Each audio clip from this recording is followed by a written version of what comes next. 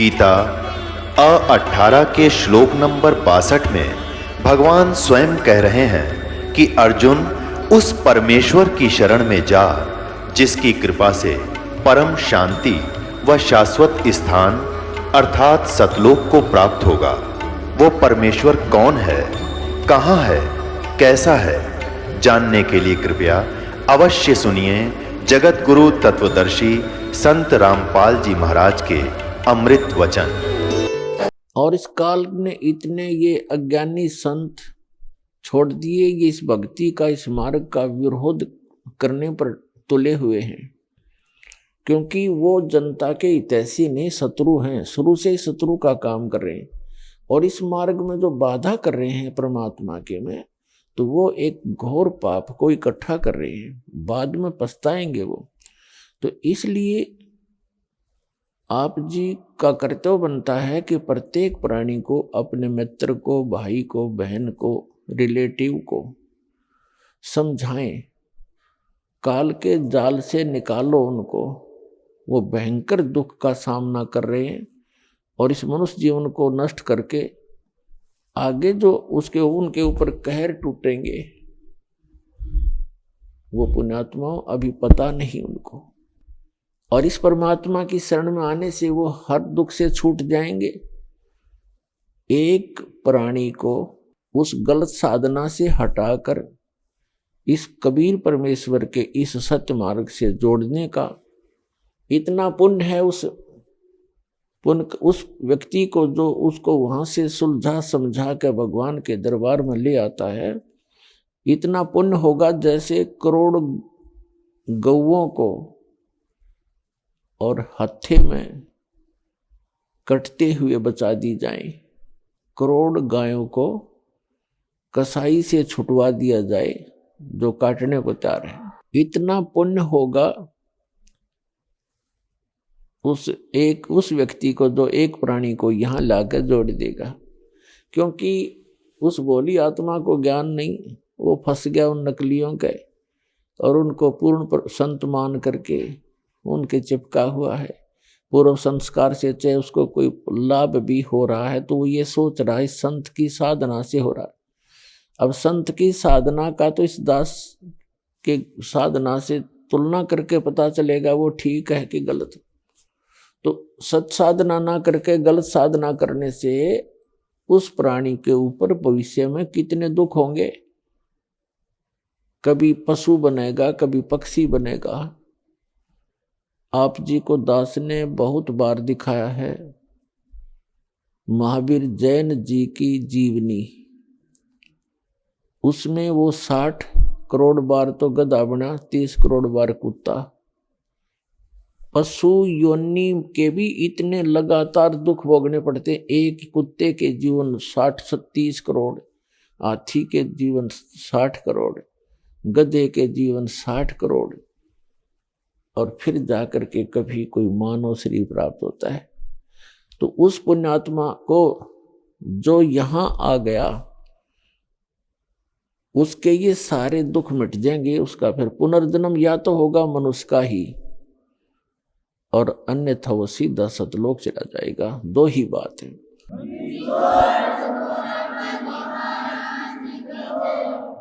लेकिन दास ये प्रार्थना करेगा कि पुनर्जीवन मनुष्य का भी ना प्राप्त करने की इच्छा रखना, या इच्छा दासी जम की खड़ी रहे दरबार। ये जो इच्छा है ये काल की एक खास नौकरानी है और आपको यहाँ उलझा के रखती है। तो इस इच्छा को मनुष्य जीवन भी पुनः मिले, ये भी इच्छा मत रखना देव, क्योंकि परमात्मा बताते हैं स्वयं आकर के उन्होंने अपनी प्यारी आत्माओं को ज्ञान दिया, जैसा कि उनका विधान है। आप जी को बहुत बार समझाया है, बताया है कि वेदों के अंदर पूर्ण परमात्मा की महिमा का गुणगान है, लेकिन इन चारों वेदों में उस परमात्मा के पाने की विधि नहीं है। तो जब तक विधि नहीं है तो वो ज्ञान अपने स्थान पे है, और विधि नहीं मिली तो वो ज्ञान भी व्यर्थ है। इसलिए गरीबदास साहिब जी ने कहा कि 4 वेद और पुराण 18, 4 वेद और पुराण 18 ये एक उज्जड़ घेरा है। घेरा कुआं बोलते हैं जिसमें पानी ना हो, गहराई बहुत हो उसकी, और गिर जाए तो उसमें निकलने का रास्ता नहीं, ना मरे ना जीवे। कहते हैं ये जो ज्ञान है वेद सत्र का, पुराण सत्र का, कहते हैं यो एक उज्जड़ घेरा है और सत मार्ग तो इससे उचेरा है, अलग है, ऊंचा है।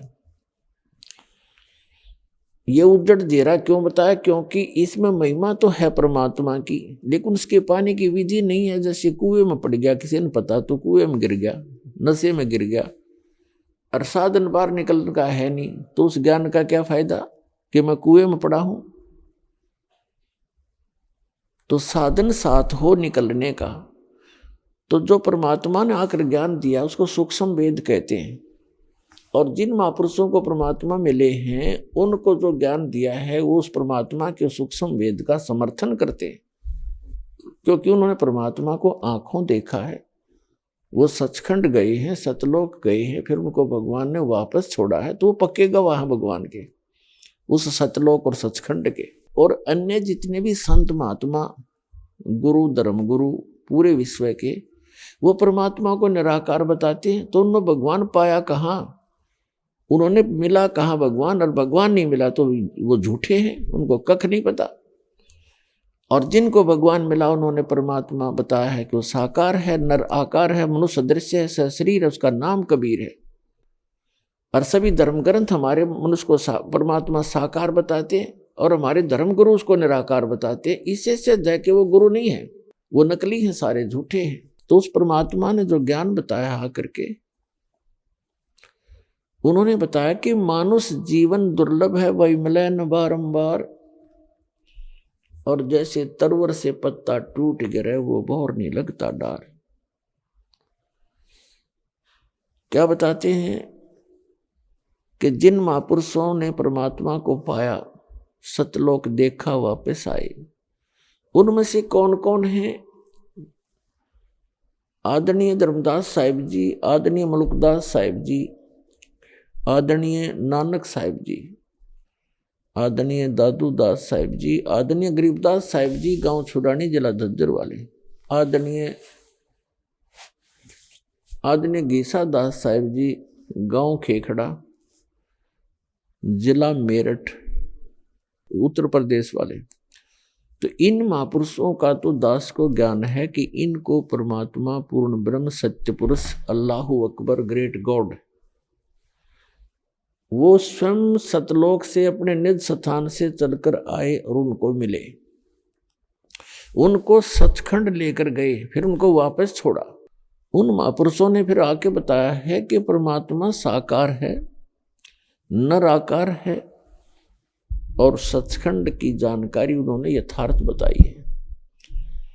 तो अभी तक उन महापुरुषों ने जो ज्ञान दिया वो लोकोक्तियों के माध्यम से बताया, शब्दावलियों के माध्यम से, यानी पद्य भाग में वर्णन किया।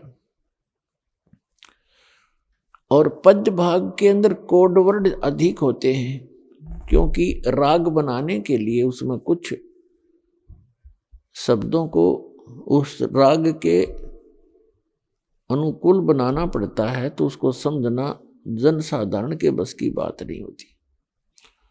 तो उन महापुरुषों का एक खास उद्देश्य था कि ये रहस्य भी बना रहे, नकली संतों को इसका ज्ञान भी ना हो, और जब परमात्मा ने जो निर्धारित समय ये बना रखा था, इसमें इस दास को भेजना था, और इस दास को अकल दे करके कबीर भगवान ने अकल दी, और उन कोड वर्डों को ठीक से जाना और समझा, और जिससे आपका कल्याण संभव है। तो वो तत्व ज्ञान कहलाता है, उसको सूक्ष्म वेद कहते हैं। उसके विषय में परमात्मा बताते हैं कि चारों युग में मेरे संत पुकारे, और कूक कहा हम हेल रे, हीरे माणक मोती बरसे ये जग चुगता ढेल रे। सत साधना रूपी तत्व ज्ञान रूपी हम हीरे और मोती बखेर रहे हैं, और ये भोले श्रद्धालु तत्व ज्ञान से अपरिचित इस सत साधना को ठुकराकर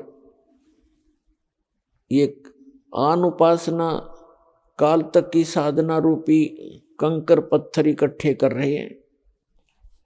चारों युग में संत पुकारे, कूक कहा हम हेल रे, हीरे माणक मोती बरसे ये जग चुगता ढेल रे।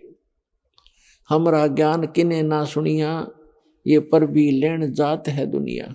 तो पुण्यात्माओं, परमात्मा ने आकर बताया इन महापुरुषों को मिले किन किन को, जैसे अभी आपको उनके नाम गिनाए, उनमें से एक हैं आदरणीय गरीबदास साहिब जी। आदरणीय गरीबदास साहिब जी को परमात्मा ने अपना विशेष रहस्य दिया और उनके द्वारा अपनी महिमा की वाणी पुनः प्रकट करवाई यथार्थ रूप में। उन्होंने क्या बताया है कि कोट जन्म तो भरमत होगे, कुछ ना हाथ लग्या रे, और कुकर सुकर खर ब्याबो रे, कौआ हंस बगारे। क्या बताया है कि आप जी ने असंग जन्म हो गए भटकता ने। अब प्रसंग चला था कि पूर्ण परमात्मा की साधना से प्रत्येक प्राणी को सुख हो सकता है। पूरे विश्व के प्राणी जितने चींटी से लेकर हाथी हैं और मानव शरीर प्राप्त है, इस परमात्मा की सतभक्ति से और इस सच्चे ज्ञान के प्रचार से सर्व प्राणी मोक्ष प्राप्त कर सकते हैं। जैसे जिनको मानव शरीर प्राप्त है उनको तो संशय है ही नहीं, यदि मर्यादा में रहेंगे और ये भक्ति करेंगे तो वो सभी पार हो जाएंगे। मानव शरीरधारी प्राणियों को तो संशय है ही नहीं, और इतनी आसान भक्ति है इसमें, और इसका आउटपुट बहुत ज्यादा है। आउटपुट कैसे ज्यादा है? जो सतनाम आपको दिया जाएगा, जो आज तक रहस्य बना हुआ था, परमात्मा ने इसको छुपा के रखा था, केवल उन महापुरुषों को दिया था जिनके नाम दास ने गिनाए हैं। आदरणीय धर्मदास साहिब जी को, आदरणीय मुल्कदास साहिब जी को, आदरणीय नानक साहिब जी को, आदरणीय दादू साहिब जी को, आदरणीय गरीबदास साहिब जी, आदरणीय गीसा दास साहिब जी को, आदरणीय महर्षि रामानंद जी को। इनको तो परमात्मा ने सतनाम दिए थे, उन्होंने जाप भी किए, लेकिन आगे उनको बताने की आज्ञा नहीं थी। आगे नाम दान करने की उनको सख्त मनाही थी। धर्मदास मेरी लाख दुहाई, और ये मूल ज्ञान कहीं बार ना जाए। परमात्मा ने कहा था कबीर जी ने धर्मदास जी से कि धर्मदास मेरी लाख दुहाई, ये मूल ज्ञान अभी कहीं बार ना जाए। मूल ज्ञान बाहर जो पढ़ी, ये बिचली पीढ़ी हंस नहीं तरही। पुण्यात्माओं, आप कितने भयंकर स्थान पर रह रहे हो, जहां परमात्मा ने भी अपने आप को गुप्त रख के और यहां तक लाना होता है इस भक्ति को। नहीं तो काल चाहता है भक्ति करे नहीं, नास्तिक हो जावे। जैसे पूरा चीन नास्तिक हो गया, क्योंकि वो महात्मा बुद्ध के मानने वाले थे, और जब तक उन पुण्यकर्मियों के पूर्व जन्म के प्राणियों शुभ संस्कार थे और महात्मा बुद्ध के अनुयायी बन गए जो पहले वाले व्यक्ति थे, तो उनके लाभ तो हो रहा था उनके पूर्व जन्म के पुण्यों से। वो ये सोचते रहे कि वर्तमान की साधना से हमें लाभ हो रहे, महात्मा बुद्ध के द्वारा बताई गई साधना से। आने वाले समय में हम कलयुग के निकट आते चले गए, हमारे पुण्य क्षीण होते चले गए, हम कर्महीन हो गए, पूर्व जन्म के पुण्य रहे नहीं, और महात्मा बुद्ध के द्वारा बताई गई साधना से कुछ होना ही नहीं था। तो उसकी साधना से अन्य को कोई लाभ होना बंद हो गया, तो उन्होंने सोच लिया कि कोई भगवान नहीं, और भगवान का नामो निशान मिटवा दिया। रूस के अंदर नास्तिकता और चीन के अंदर, और चीन के अंदर विश्व की सबसे ज्यादा आबादी है। तो पुण्यात्माओं, ये काल चाहता है कि भक्ति ना करें, नास्तिक हो जाए, भगवान को याद करना है, भूल जा, और कोई भी मेरे जाल से बाहर ना जावे। और यही कार्य ईव राधा स्वामी पंथ, धन धन सतगुरु पंथ, निरंकारी पंथ, आसाराम, जितने भी ये संत ला रखे हैं काल ने, ये सारे शास्त्र विरुद्ध साधना दे रहे। और वहां जब प्राणी जाता है, जिसके पूर्व जन्म के पुण्य हैं उनको तो सुख होना ही था, उन पुण्यों से हो रहा था। अब वहां 20-20, 30-30 वर्ष हो गए जिन पुण्य कर्मियों के, उनका सर्वनाश हो गया, क्योंकि आध्यात्मिक लाभ तो होना ही नहीं था, उनके पुण्य थे वो खत्म हो गए, अब दुर्गति तो होनी थी वह।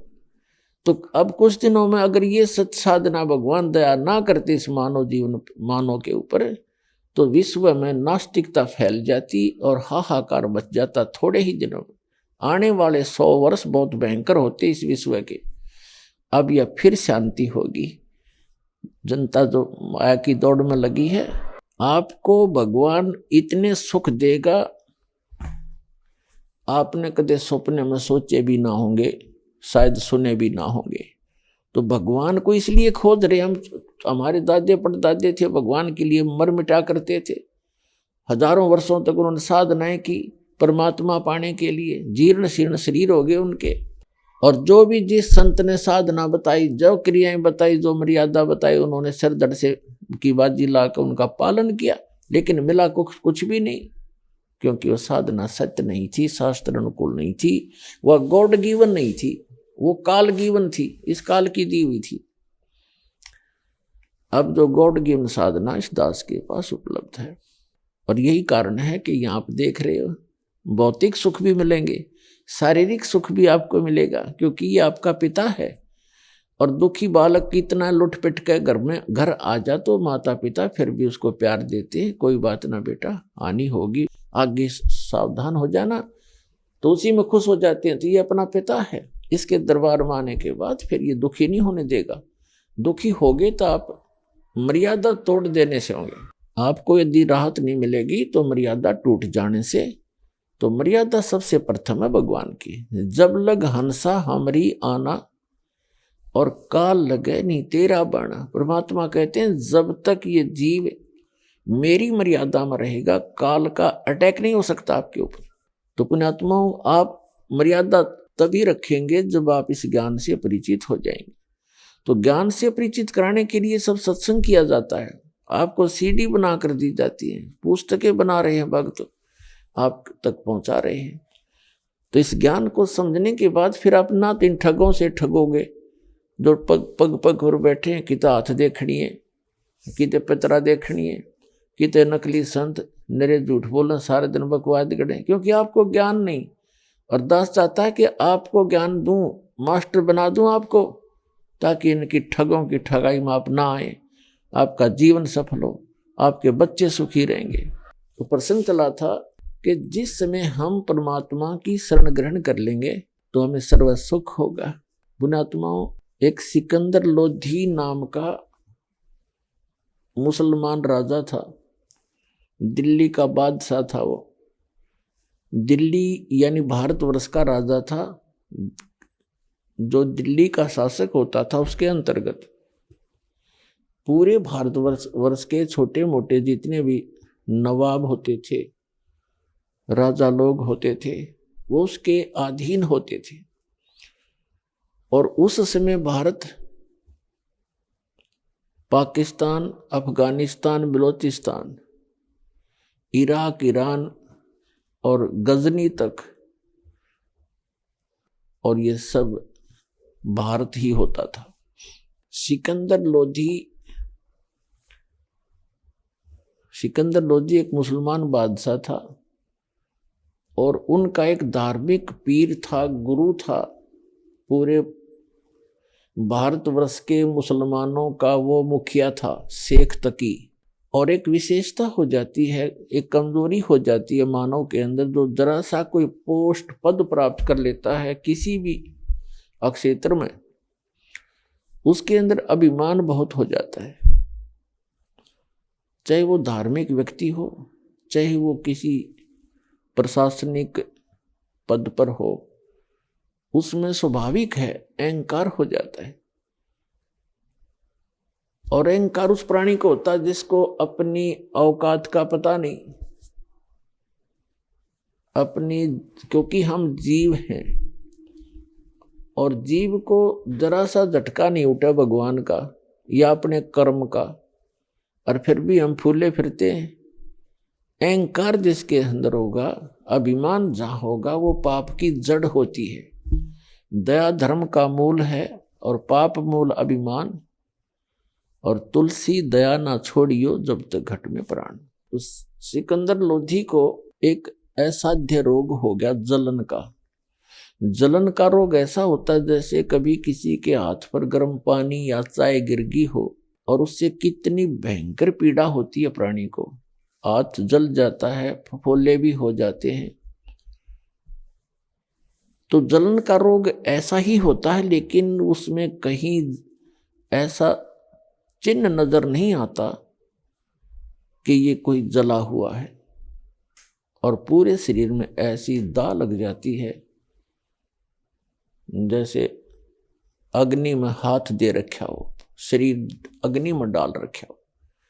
इतनी भयंकर पीड़ा उस राजा को होगी, क्योंकि जब तक पुण्य चलते हैं तो कितने पाप करे चाहे कितनी बकवाद करे, उसको पुण्य मिलते ही रहेंगे। ये विधान है भगवान का।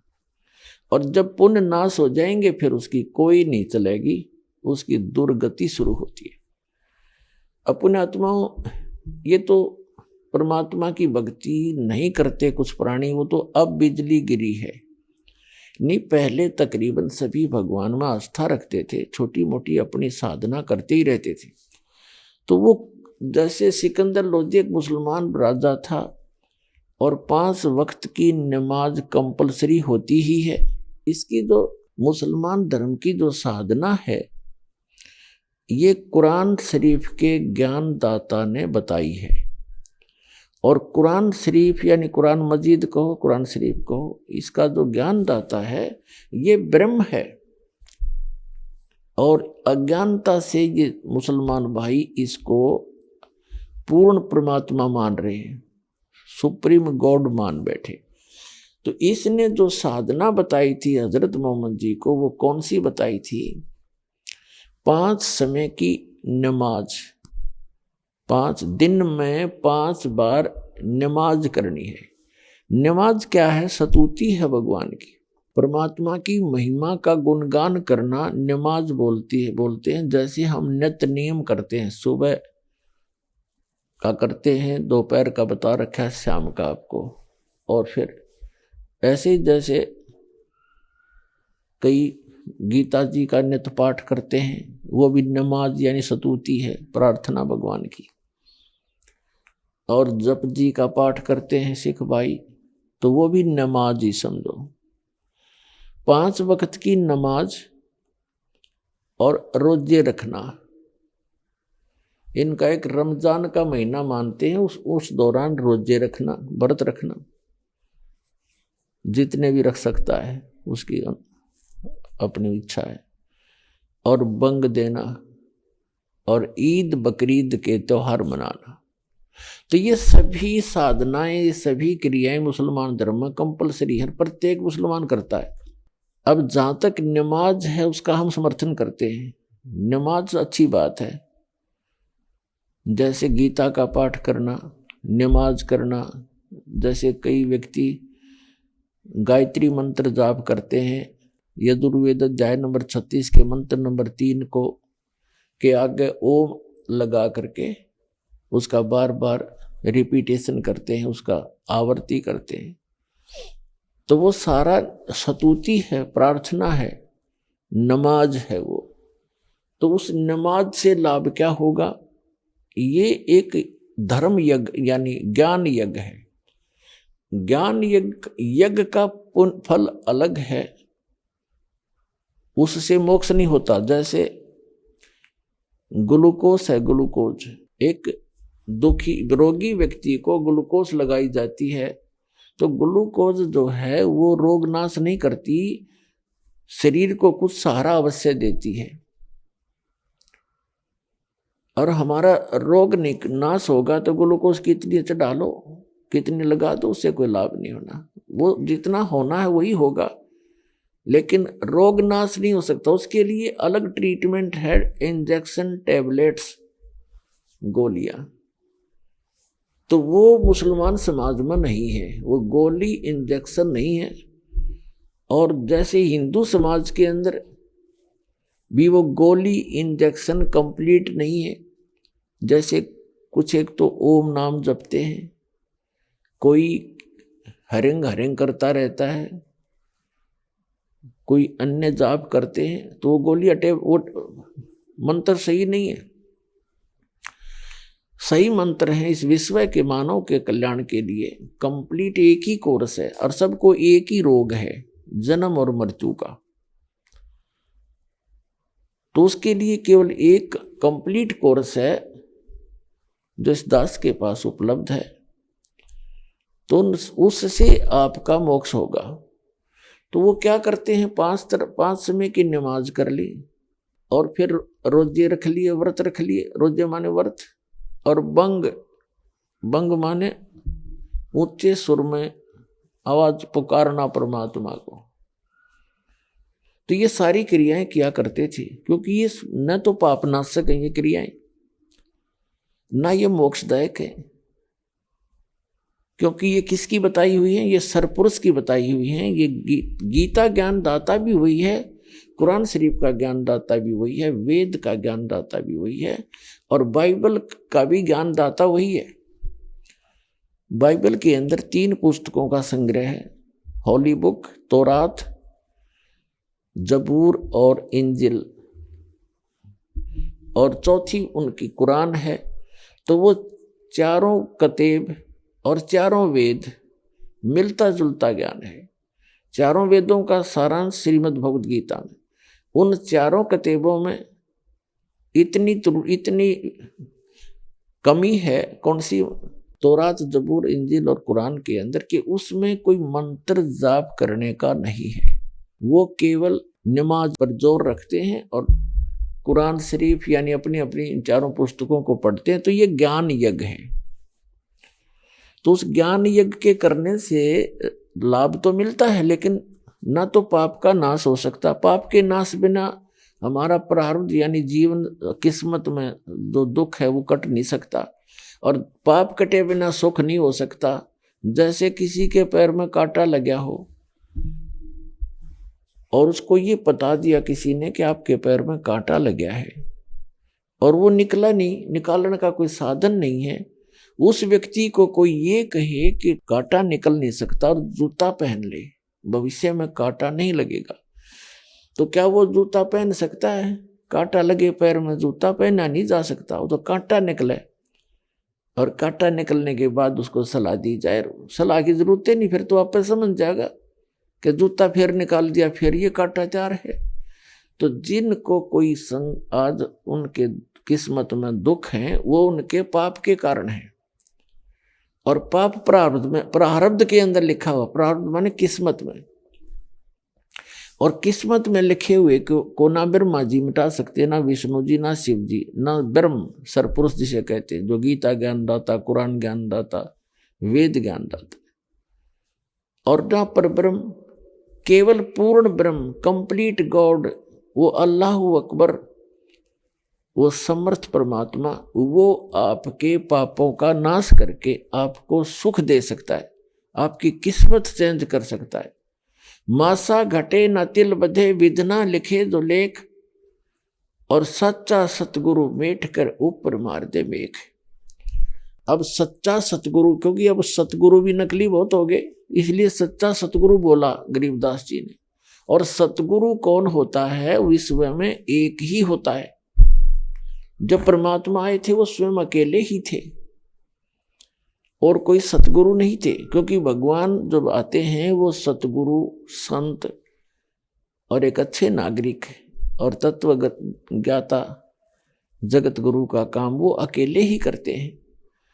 तो यहां बताया है कि मासा घटे न तिल बढ़े, विद ना लिखे जो लेख, जो विधाता ने आपके पूर्व जन्म के पुण्य और पापों के आधार से जो आपकी किस्मत बनाकर भेज दी, उसमें से कोई कम और ज्यादा नहीं हो सकते, और कौन कर सकता है उसमें परिवर्तन? वो पूर्ण परमात्मा समर्थ, वो कबीर गॉड है, गॉड कबीर है, वो अल्लाह अकबर, वो कंप्लीट परमात्मा पूर्ण ब्रह्म, वो कर सकता है। और उसने उसका करने का तरीका बता रखा है। तो कहने का भाव ये है कि कंप्लीट जो पूजा की विधि इस दास के पास है। जैसे अज्ञान इसी को कहते हैं, जैसे ये सतलोक सचखंड की महिमा बताने वाले जितने भी संत पंथ ग्रंथ बने हुए हैं इनके अपने ग्रंथ, वो क्या वो कहाँ धोखा खा गए, कहाँ मार खा ली उन्हें। वो कहते हैं कि जो हमने तो ब्रह्मा विष्णु महेश से कोई लेना देना नहीं, और न ही हम इनका जाप करें, हमने वेदों की आवश्यकता नहीं, हमने गीता भी नहीं देखनी, पोथी तो थोथी होती है। पुण्यात्माओं, ये अज्ञानता का एक हिस्सा है, तत्वज्ञानहीनता का एक पार्ट है, हिस्सा है, भाग है। जब तक हम इस पूरे अध्यात्म ज्ञान को नहीं समझते। गीता एक अनमोल ग्रंथ है पुण्यात्माओं। इस जैसे दास ने बताया है कि ये जो वेदों का ज्ञानदाता भी सरपुरुष है और गीता जी का भी ज्ञानदाता यही है। इसने श्री कृष्ण में प्रवेश करके बोला, और बाइबल का ज्ञानदाता भी यही है, कुरान शरीफ का ज्ञानदाता भी है। अब इस कारण क्या है कि इसने जो वेदों में ज्ञान दिया, फिर गीता जी में दिया, ये सबसे पहले का ज्ञान है। उसके बाद उसने अन्य दूसरों में उसको रिपीट नहीं किया बार बार। जो अन्य ज्ञान उसने दिया बाइबल के अंदर, कुरान शरीफ के अंदर, उन चारों किताबों में, तो वो बार बार वो ज्ञान नहीं दिया जो पहले वो दे चुका था। फिर उसने समय अनुसार जहां पर जो प्राणी रहते थे उनको वहां जीवित रखने के लिए, अपने खाने के लिए, वो खुद खाता है हमारे को, ये शरीर यहाँ रह जाता है। सारे जीवन में जो भी हम अटपट करते हैं, जो भी खट्टे मीठे पदार्थ खाते हैं या नशा करते हैं, वो हमारा सूक्ष्म शरीर के अंदर एक और शरीर है, उसके अंदर लिप्त हो जाते हैं। आप देखते हो पूरे विश्व में हुक्का, शराब, तम्बाकू और भूकी, क्या क्या डग्गा खाने लग गया प्राणी। ये खाने की चीज है। ज्यादा पैसे हैं, काजू खा ले, किशमिश खा ले, सेब संतरे खा ले, खीर बना ले, हलवा बना ले, उधर रुचि ना जाती कबाड़ खाने को और ये बकवाद करने को क्यों जाती है? क्योंकि इसका प्रेशर है, ये मन इसका दूत है, एजेंट है, ये बकवाद खोज लेगा 1 मिनट में। बताओ हुक्का बनाया तो किस तरह इसके बना के इसके सारा सिस्टम, फिर हुक्का चलम और तम्बाकू, ये बकवाद क्यों करी? क्योंकि इसने करवाई। और ये ज्यादा जितना प्राणी गलत काम करेगा, गलत आहार करेगा, इसका टेस्ट बनता है। तो ये जैसे इन अन्य पुस्तकों के अंदर पुराण है और अन्य कुरान है, बाइबल है के अंदर जो 3 पुस्तकें, तौरात, जबूर और इंजील वगैरह, इनमें मांस खाने का भी इसने प्रावधान कर दिया। क्यों? इसने तो इनको जीवित रखना है, किसी तरह रहो, पाप करो चाहे कुछ करो, तेरा आहार बना रहे। और जिसमें वेद और गीता बोली गई थी उस समय पूरी पृथ्वी पर फलदार वृक्ष थे। ये सामक आपने देखा होगा, सामक एक घास होता है। आजकल का तो बाजरा नहीं है इतने मोटे, दूसरे में ये सामक इतना मोटा होता था, और एक बार झाड़ ले, 2 मार के उपाड़ के 2 बार झाड़ ले, इतना निकलाता था और उसको खाते थे। ऐसे बाजरा गेहूं भरे रहते थे, वन में भरे रहता था, गए झाड़ा तोड़ा खाया, फल तोड़े खाए, मांस खाने की आवश्यकता ही नहीं थी। और जितने हमारे कर्म घटते गए, संस्कार घटते गए, कम पुण्यकर्मी प्राणी पृथ्वी पर जन्म होता गया, उसी तरह से उनके अनुकूल ही ये सुविधाएं समाप्त होती चलेगी। फिर ये मांस खाने लगे। मांस खाने की चीज है, हुक्का पीने की वस्तु है, तम्बाकू ऑक्सीजन की आवश्यकता है इस बॉडी को, और इसमें ठोक कार्बन डाइऑक्साइड जबरदस्ती। तो ये इस तरह की जो हमारी क्रियाएं जीव के बस की बात नहीं, यू काल करवावे है। इस काल से बचने के लिए हमने एक समर्थ का सहारा चाहिएगा। वो समर्थ कबीर साहब है। नहीं छूटन नहीं दे विकार आपके, चाहे कितनी बात बना ले। ऋषि महर्षियों के इतिहास देखे, घरते निकल के अफलातून बन के भगवान पावांगे, अपने विषय वासनों पर काबू पावांगे, वहाँ भक्ति करके आए वापस। ये पाराशर नाम के एक ऋषि थे हैं, और दरिया को पार करने लगे। 12 वर्ष तपस्या करके आया, कति इंद्रियों को साध का आया, और एक उस मल्लाह की लड़की पर नींद खराब कर ली नालायक आदमी ने, वहाँ गड़बड़ सारा काम बिगाड़ दिया। तो यूँ काल ब्रैन माटी कर रहा हमारी। हमने ना सदभक्ति करने देता, बकवादा में लाए रखे, ना हमने नेक नीति से रहने देता, कोई ना कोई कबद करवा के छोड़े। जब हम समर्थ की शरण में आ जाएंगे, इस मन की लगाम काट देगा, बांध देगा इसको, जकड़ देगा इसको इतना जबरदस्त कि बकवाद सोचेगा तो कर नहीं सकता, क्योंकि इसको तुरंत दिखाई देगा ये कर रहा है तेरे साथ, ऐसे बन जाएगी। तो भगवान का डंडा इसके ज्ञान वाला साथ रहेगा, तब हम बुराइयों से बचेंगे, अपना सद्भक्ति कर सकेंगे। फिर हम चोरी नहीं करेंगे, जारी नहीं करेंगे, विकार नहीं करेंगे, बीड़ी शराब मांस तम्बाकू नहीं खाएंगे। तो भगवान और सद्भक्ति करेंगे, सत साधना करेंगे, तो इस पुण्य पृथ्वी पर हरा भरा कर देगा। 2 मिनट लागे उसने, के देरी लागे, 10 मिनट में सारा पानी बरसा दे, और वर्षा हुई, मौज हुई। तो इस प्रकार उस परमात्मा को भूल कर हम गलत साधना करते रहे। तो कहने का भाव ये है कि हम जो साधना करते हैं, तो ये वेद और गीता के अंदर जो ज्ञान है, ये एक विशेष ज्ञान है। और वेदों का ज्ञान परमात्मा ने इस सरपुरुष के अंतःकरण में बाई फोर्स फीड किया था। वेद ज्ञान 5 वेद दिए थे दाता ने। जब इसके हर अंतःकरण से ये 5 वेद बाहर आए, समय आने पर, जैसे परमात्मा ने सतलोक से इसके शरीर में ये 5 वेद वहां से फैक्स कर दिए। अपने आत्माओं, यदि आज से 10, 20, 50 वर्ष पहले ये बात दास कहता कि सतलोक से 4 वेद और इस काल भगवान के ब्रह्म के अंतःकरण में भगवान ने भेज दिए, तो ना दत्ता किसी के।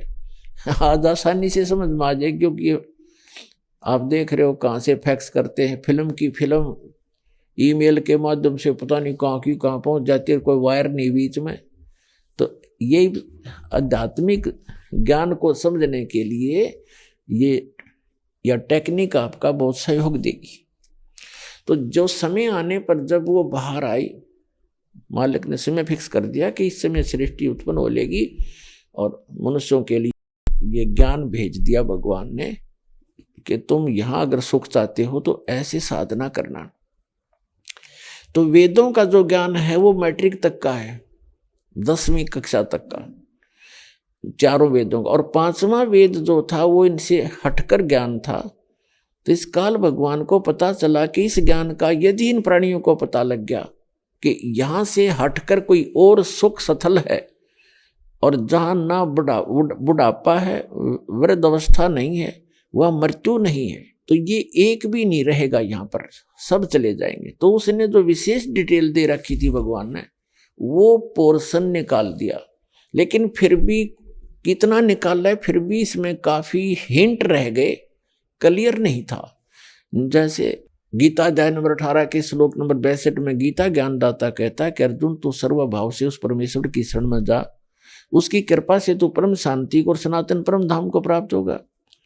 अब 8वें अध्याय के प्रथम मंत्र में अर्जुन ने पूछा कि आप जी ने 7वें अध्याय के 29वें मंत्र में श्रीमद् भगवत गीता में बताया है कि तत्ब्रह्म को जानकर सारे अध्यात्म से परिचित प्राणी, सब कर्मों से परिचित व्यक्ति, साधक केवल जरा और मरण से छूटने का ही प्रयत्न करता है।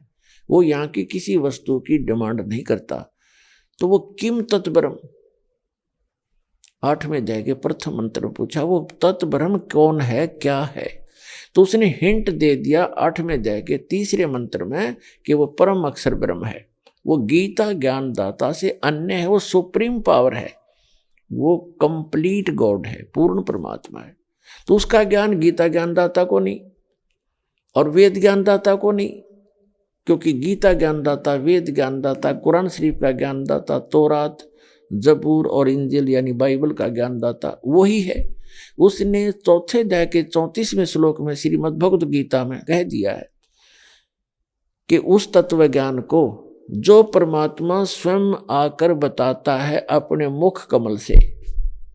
चौथे अध्याय के 32वें श्लोक में कहा है कि अर्जुन, जो ज्ञान मैंने अभी तक इस चौथे अध्याय में तुझे बताया, 32 में से पहले तक, कोई कुछ साधना करता है, कोई देवताओं की पूजा करता है, कोई व्रत रखता है, कोई यज्ञ करता है, कोई आसन करता है, कोई केवल स्वाध्याय ही करता रहता है।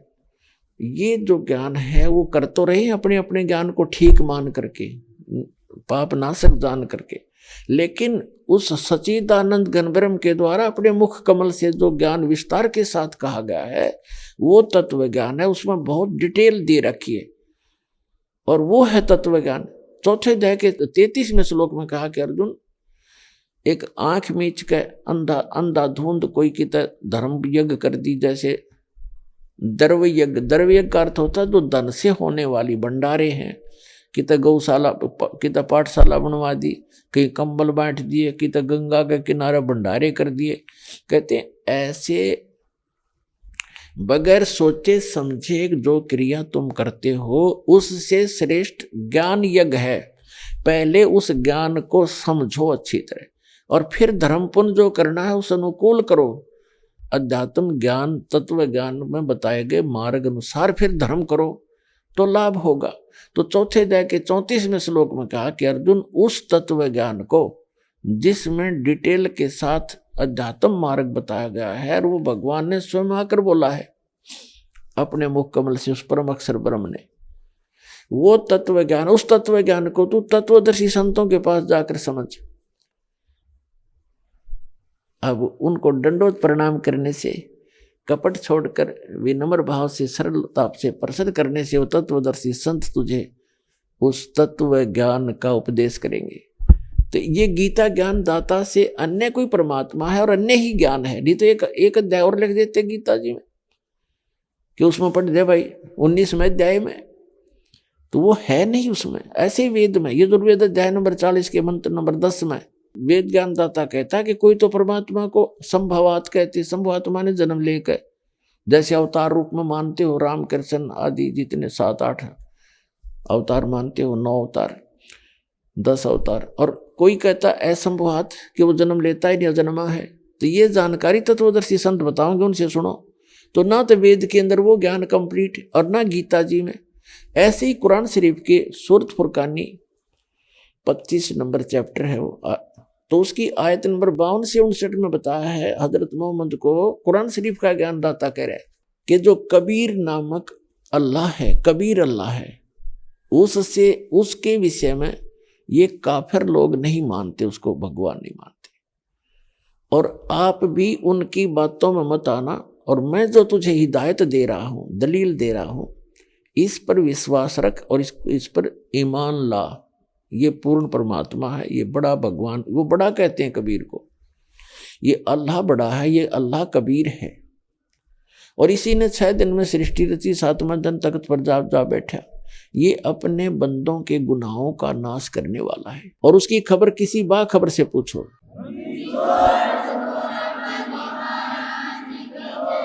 उसने स्पष्ट कर दिया है कि उसकी खबर किसी बाखबर से पूछो। बाखबर माने तत्वदर्शी संत से पूछो। तो इससे भी सिद्ध हो गया कि कुरान शरीफ का ज्ञान दाता भी उस कंप्लीट परमात्मा से परिचित नहीं है, पूर्ण अल्लाह अकबर से परिचित नहीं है। और जिस कारण से साधना करते करते हिंदू भी दुखी और मुसलमान भी दुखी और अन्य जितने साधक हैं, किसी को सुख नहीं, अपने संस्कार का किसी को थोड़ा बहुत भौतिक सुख प्राप्त है तो वो सुख नहीं होता। अगर किसी के पास खूब धन है, हमने उसको सुखी मान रखा है, और अंदर उसके 36 टेंशन पाओगे, मिलकर देख लेना उसे। तो आत्मिक शांति आपको इस ज्ञान से और कबीर भगवान से मिलेंगी, और यह साधना से मिलेगी जो दास के पास उपलब्ध है। आपको आत्मिक शांति, भौतिक सुख, शारीरिक सुख और पूर्ण मोक्ष मिलेगा। तो इसके अभाव से जो साधना मुसलमान धर्म के अंदर चल रही थी, सिकंदर लोदी उन सभी साधनाओं को करते करते भी अपने पाप कर्म के कारण इतना असाध्य रोगग्रस्त हो गया कि हाय तौबा मची हुई थी उसकी जीव को। उसने अपने मौलवी, मुल्ला, काजियों, बड़े बड़े संतों, साधुओं से भी संपर्क साधा। बड़े बड़े वैद्य, जिनको यहां तक कह दिया था कि जो तुम मांगोगे धन उतना ही दे दूंगा, मेरा रोग नाश कर दो, सब व्यर्थ रहा, ऑल इन वैन। हिंदू संत, साधु, फकीरों से भी सारे जंतर मंत्र करवा लिए, ऑल इन वैन। तो पुण्यात्मा, जिस भी संत, क्योंकि मुसलमान भाई तो किस्मत मानते नहीं, प्रारब्ध बहुत नहीं मानते कि पूर्व जन्म के पाप होंगे तुम्हारे। हिंदू समाज के, हिंदू जिनको कहते हैं हम सनातन धर्म वाले, ये पुनर्जन्म मानते हैं और सच्चाई है, पुनर्जन्म होता है। आज कोई दुखी है तो पूर्व जन्म का, आज सुखी है तो पूर्व जन्म के पुण्यों से, दुखी है तो पूर्व जन्म पहले के जन्मों के पापों से। इसके साथ साथ जो मुसलमान भाइयों का जो इनकम्प्लीट ज्ञान है, वो अधूरा ज्ञान है कुरान शरीफ का, वो क्या बताते हैं कि पुनर्जन्म नहीं होता, एक बार जन्म गे। मनुष्य है तो मनुष्य, हर गधे कुत्ते हैं तो गधे कुत्ते, सुअर हैं, जो भी है वो बने रहेंगे, और फिर मरते जाएंगे मनुष्य। मनुष्यों की विशेष विधान है उनके पास, मनुष्य मर गए कब्र में दबा दो, मनुष्य मर गए कब्र में दबा दो। और फिर कभी कयामत आवेगी, कयामत माने प्रलय, वह लाख वर्ष में आवेगी, 10 लाख में आवेगी, 1 अरब वर्ष में आवेगी, तब तक वो उनके विधान अनुसार जैसा वो बता रहे हैं तो वो कब्र में रहेंगे वो सारे जीव। और जिन्होंने कुरान शरीफ के अनुसार दिया हुए ज्ञान के अनुसार साधना की है, वो चले जाएंगे जन्नत में। जब कयामत आवेगी सब कुछ नाश हो जाएगा और फिर उन अल्लाह वो फिर उस कब्रों से निकाल लेगा, और जिन अच्छे काम कर रखे उनको जन्नत में, स्वर्ग में, और जिन गलत साधना की उनको नरक में। जन्नत में जानते पहले ब्रैन मट्टी हो लेगी, कब्र में फंसे रहेंगे अरबों वर्षों तक। बताओ वो जीवन है कोई? ये विधान है। और फिर कहाँ जाएंगे? फिर बोला खत्म कहानी। वाह भाई, आए कहाँ से थे? जन्नत से। फिर यहाँ टिंडे लेना आए जन्नत से, किस लिए आए? यही बता दो, यहाँ किस लिए आए? कहते हैं भगवान तुम्हारी परीक्षा लेने के लिए यहाँ भेजता है, जन्म देता है। परीक्षा क्या लेनी है बता? वहां बैठे हैं जन्नत में, उनकी क्या परीक्षा लेनी फिर वो? क्योंकि ये ज्ञान अधूरा है, इनकम्प्लीट नॉलेज है। वो खुद कहता है कि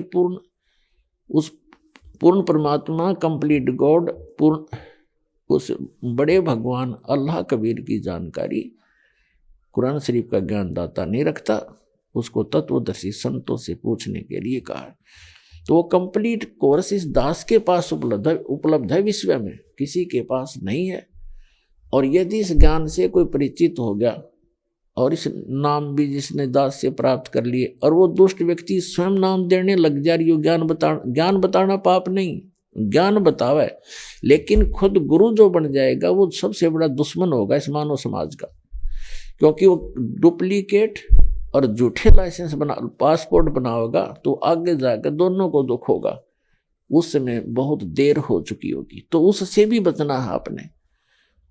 ये सत्कर मान लेना, इस दास के अतिरिक्त विश्व में ये मंत्र नहीं, ये साधना नहीं। अगर इस दास से लेकर के कोई बागी होकर किसी कोने में बैठकर लोगों को नष्ट करा उनके जीवन को, तो वो दुष्ट इंसान है, उससे बचना है और समझाना है कि ये ठीक नहीं है, उससे बचना है आपको।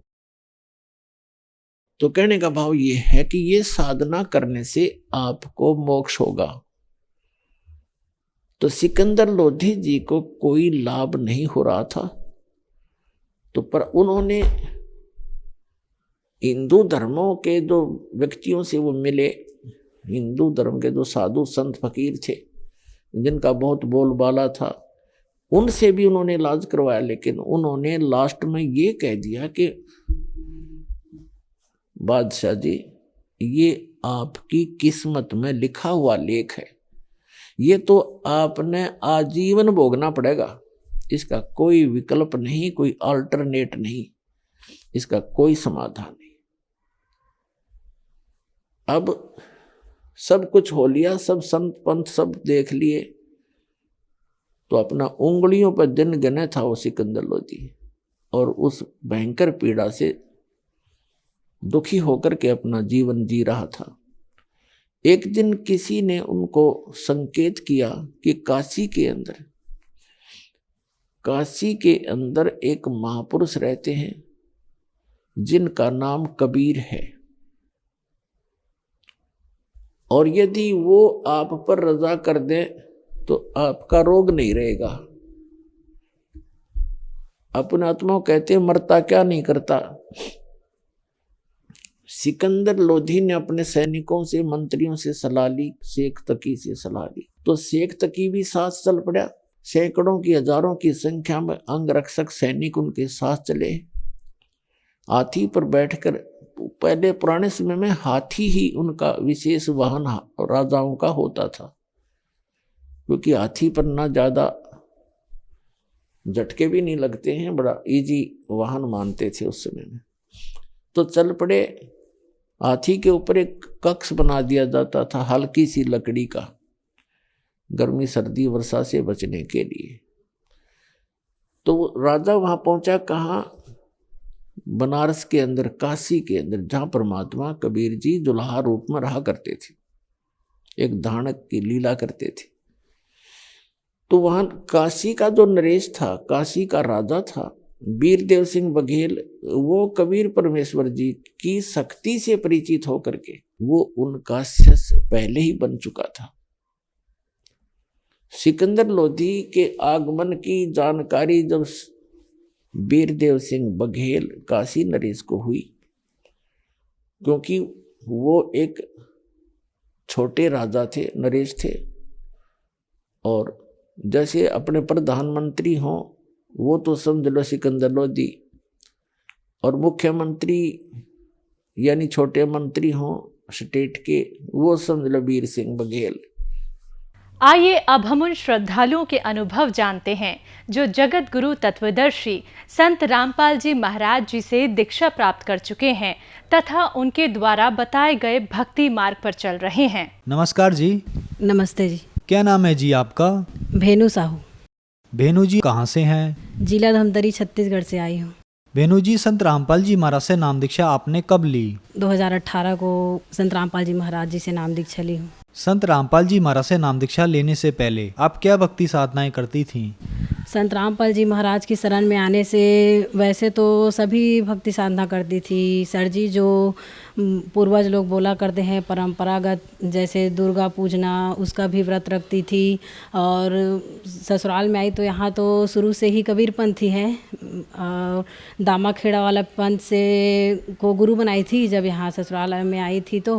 और उसके बाद जो परंपरागत आता है ना, उसको सभी देवी देवता का व्रत करती थी। जैसे धार्मिक स्थल में जाना है, वहाँ से थोड़ा संतुष्टि मिल जाता था, और वही सब पूजा पाठ करती थी सर जी। बहन जी, संत रामपाल जी महाराज की शरण में आप किस कारण से आए? संत रामपाल जी महाराज के शरण में आने का तो बहुत कारण है सर जी। मेरा बहुत तबीयत ख़राब हो जाता था, बार बार महीने में 1 बार 2 बार बीपी मेरा एकदम कम हो जाता था, एकदम से जादू टोना लग जाता था। फिर ओझा तांत्रिक के पास झाड़ा लगवाना, और वही बीपी लो हो जाता था, इसलिए बार बार हॉस्पिटल का चक्कर लगाना। तो इसी कारण संत रामपाल जी महाराज के शरण में आई हूँ। तो फिर आपने संत रामपाल जी महाराज से नाम दीक्षा कैसे ली? घर में बड़ी वाली दीदी भक्ति कर रही थी, तो वो भक्ति करती थी, तो शुरू में देखती थी तो मेरे को तो एकदम अटपटा लगता था कि ये क्या भक्ति साधना है। ऐसे करके तीनों टाइम का आरती वगैरह सुनना और फिर सत्संग चलना, ये सब सुनती थी ना, तो मेरे को भी ठीक लगता था। फिर ये तो शास्त्र अनुकूल भक्ति है करके, और आप भी बहुत परेशान रहा करती हो करके मेरे को बोलती थी दीदी, बार बार आपको टोना जादू लग जाता है, और कहीं भी जाती हो तो आपका तबीयत एकदम ख़राब हो जाता है, और बार बार आपको बाटल वगैरह लगाना पड़ता है करके। तो ठीक है, मैं भी भक्ति करूँगी, ये तो भक्ति साधना ठीक है करके सर जी। माकड़ी आश्रम गई थी दीदी लोग के साथ, सभी कोई गए, फिर परिवार सहित हम लोग सब कोई नाम दीक्षा लिए संत रामपाल जी महाराज जी से। संत रामपाल जी महाराज से नाम दीक्षा लेने के बाद आपको क्या लाभ मिले? संत रामपाल जी महाराज की शरण में आने से तो बहुत लाभ मिला सर जी। मेरे वही पूरा सभी जो दिक्कत था, मेरा बीपी लो होना, बार बार ओझा तांत्रिक के पास जाना और हॉस्पिटल का बार बार जाना, ये सिर दर्द भी भारी रहता था मेरा, एकदम उल्टी लगना, चक्कर लगना, ये सब संत रामपाल जी महाराज की शरण में जाने से सब ठीक हुआ सर जी। आपके हाथ में जो रिपोर्ट्स हैं ये किसकी हैं? ये मेरे पति का रिपोर्ट है। उसको बार बार उसके किडनी में 4 mm का 8 mm का पथरी हो जाता था और उसके किडनी में इन्फेक्शन भी हो गया था। तो वो जो रायपुर के बड़ा हॉस्पिटल है ना बालाजी, वहाँ 9 दिन तक के एडमिट थे, फिर भी इसे बिल्कुल भी आराम मिल रहा था सर जी। और ये संत रामपाल जी महाराज की शरण में आने से उसको आराम मिला। और वहाँ जब एडमिट थे ना तो डॉक्टर ने पूरा सुना दिए थे कि ये आपका रिपोर्ट है और हम लोग तो सिर्फ आपका प्राथमिक उपचार ही कर सकते हैं और आपका तो पूर्णतः इलाज हम लोग नहीं कर पाएंगे करके। और 9 दिन तक उनका पूरा इलाज चला, बाटल वगैरह लगा, सभी पूरा सोनोग्राफी CT स्कैन वगैरह सब किए और फिर बोल दिए जब डिस्चार्ज हुए उस दिन कि आपका तो आप 8 दिन तक और दवाई खाना, फिर उसके बाद और ऑपरेशन करना पड़ेगा, आपका तो ठीक ही नहीं हुआ है करके। फिर बोले ये जो आपका किडनी में इन्फेक्शन है ये तो आपका वंशज चले आ रहा है करके। तो मेरे पति जी बोले कि ये तो हमारे वंशज, मेरे परिवार में तो किसी को ऐसी प्रॉब्लम नहीं है करके, तो ये आपका ज़िंदगी भर आपको दवाई खाना पड़ेगा और आप पूर्णतः ठीक नहीं हो पाओगे ऐसे करके। फिर ऐसी 1-2 और पता किए ना डॉक्टर को, तो लोग बोल रहे थे कि आपको बाहर ले जाना पड़ेगा करके, तो वही बेंगलोर ले जाना है करके भी तैयारी हो गया था, बात कर लिए थे। लेकिन ये भी गारंटी नहीं था सर जी कि वहाँ बेंगलोर की हॉस्पिटल में भी जाते जो किडनी का स्पेशलिस्ट डॉक्टर है तो वहाँ से भी ये बच के आ जाते करके। लेकिन सदगुरु संत रामपाल जी महाराज की शरण में आने से ना ही दवाई खाना पड़ा, ना ही और ऑपरेशन करना पड़ा। परमात्मा ने, संत रामपाल जी महाराज ने जो शास्त्र अनुकूल भक्ति दिए हैं उसी को करते हैं और डॉक्टर के पास जाने की ज़रूरत ही नहीं पड़ा सर जी। ये बालाजी हॉस्पिटल का है और डॉक्टर उसी दिन जब लास्ट इसका बता दिए थे कि ये रिपोर्ट है आपका, CT स्कैन में निकला है, दोनों किडनी में 4-4 mm का स्टोन बन गया है और आपके किडनी में एकदम इन्फेक्शन है और फीवर रहेगा और आपको ज़िंदगी भर के लिए दवाई खाना पड़ेगा जब तक आपका सांस है करके। और इसकी किडनी में इन्फेक्शन के कारण 2 महीने में मार्च से मतलब मई तक के तो बार बार इनको 2 बार ऑपरेशन करा ही चुके थे इनके पथरी निकलवाने के लिए, फिर भी बार बार हो जाता था और बहुत तकलीफ़ में रहते थे मेरे पति जी। और संत रामपाल जी महाराज के शरण में आने से ये सब पूर्णतः से ठीक हो गया, आराम मिल गया उनको और आज अच्छे से मतलब संत रामपाल जी महाराज की शरण में आने से वो अपने इलेक्ट्रॉनिक का दुकान चला रहे हैं और पूर्णतः से ठीक हो गए हैं। संत रामपाल जी महाराज से नाम दीक्षा कैसे ली जा सकती है? संत रामपाल जी महाराज के शरण में आने के लिए चैनल पर जो पट्टी चलती है उसके नीचे कांटेक्ट नंबर दिए रहते हैं, उसमें आप कांटेक्ट करके आप अपने नज़दीकी नामदान केंद्रों का पता करके नाम दीक्षा ले सकते हैं सर जी। सभी ज़िलों में नामदान केंद्र बन गया है संत रामपाल जी महाराज का। धन्यवाद जी। सत साहिब।